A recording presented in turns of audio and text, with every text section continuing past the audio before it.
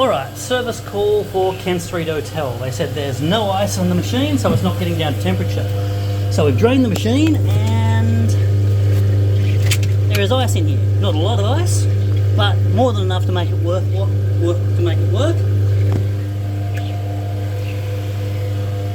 Unless they're going through a box an hour, there's more than enough ice in there. Let's see, we have remnant ice here. Ice is formed, let's call it halfway down. So the top half doesn't have any ice, so indicates that it's slightly low on gas, but putting more ice in here doesn't make it colder. As soon as the water gets to 0 degrees, that's as cold as it goes. Any colder than that, it turns to ice itself.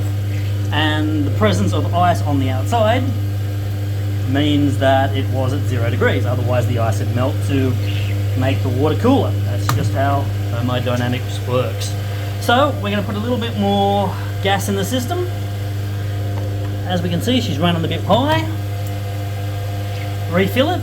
I'm also going to move the probe. At the moment the ice probe is all the way down the bottom, which could also be causing it to stop making ice as soon as down the bottom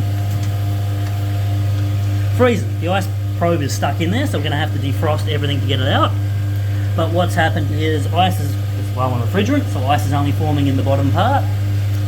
That has frozen over the probe, which turns the refrigeration off because it says it's plenty of ice, before it can form up a wall.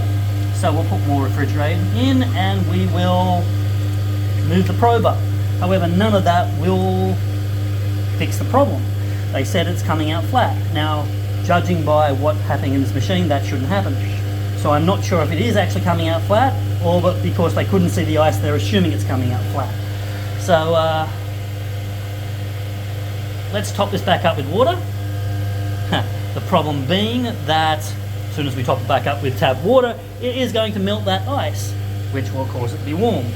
Simply because, well, tap water coming out at 18 degrees rather than 0 degrees. But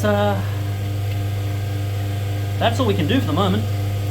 Then I'll have to come back, say Thursday, double check how much ice is in here, because judging on how much ice is in here and all the gauge readings, this machine should be fine.